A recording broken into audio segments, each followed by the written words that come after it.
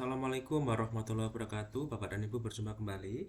Kali ini saya akan berbagi pengalaman ya terkait dengan tata cara pelaksanaan wawancara calon guru penggerak ya, khususnya di angkatan 10 yang Bapak Ibu dan Ibu saat ini sedang menunggu hasil seleksi tahap 1, dan apabila Bapak dan Ibu dinyatakan lolos seleksi tahap 1, Bapak Ibu nanti akan melaksanakan proses wawancara.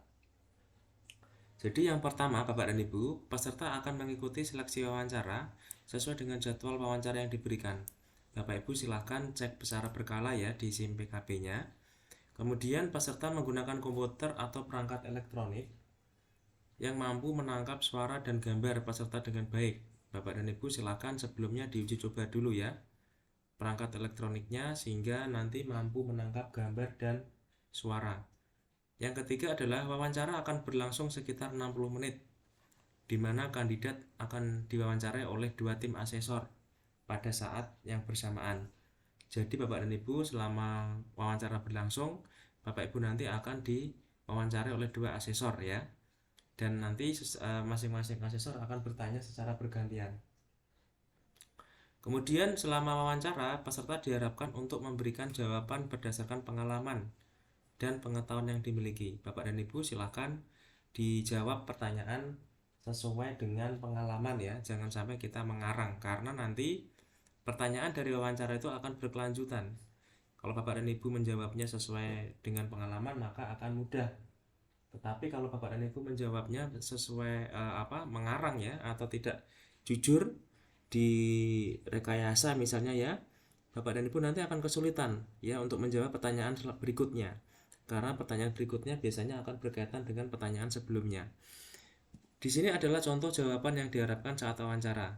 Bapak Ibu kita perhatikan ya di sini.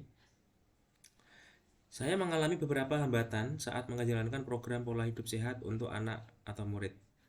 Pihak sekolah, orang tua murid, pihak kantin tidak mendukung implementasi program ini karena beberapa kendala di masing-masing pihak. Selama 2 tahun saya melakukan berbagai cara untuk merangkul masing-masing pihak. Misalnya dengan memberikan pemahaman mengapa program ini perlu diterapkan, bagaimana cara menerapkannya, apa yang bisa didukung dari masing-masing pihak untuk keberhasilan program ini, bagaimana mengatasi kekhawatiran yang ditakutkan masing-masing pihak, dan sebagainya. Hasilnya, di akhir tahun kedua dan memasuki tahun ketiga, masing-masing pihak menunjukkan dukungan terhadap program saya. Bapak Ibu, kalau kita lihat jawaban ini adalah suatu rangkaian jawaban yang terstruktur ya. Jadi di sini kita bisa menyimpulkan bahwa jawaban ini adalah jawaban sesuai dengan pengalaman Bapak Ibu ya. Jawaban yang memang sudah pernah dilaksanakan. Nah, di sini ada pengalaman Bapak Ibu diceritakan bagaimana menjalankan program, kemudian siapa saja yang terlibat ya dari pihak sekolah, orang tua, murid ya, pihak kantin, tetapi tidak mendukung. Nah, ini ada masalah Bapak Ibu ya, ada masalah. Kemudian dia melaksanakan treatment ya atau berusaha dengan cara merangkul, kemudian dengan memberikan pemahaman mengapa program ini perlu diterapkan, dan akhirnya berhasil di akhir tahun kedua masuk ke tahun ketiga ini berhasil menunjukkan dukungan terhadap program saya. Nah, ini adalah contoh jawaban dari pertanyaan wawancara yang diharapkan oleh asesor Bapak Ibu ya.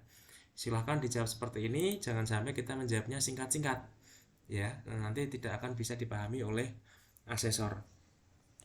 Bapak dan Ibu, itu informasi dari saya, semoga bermanfaat ya.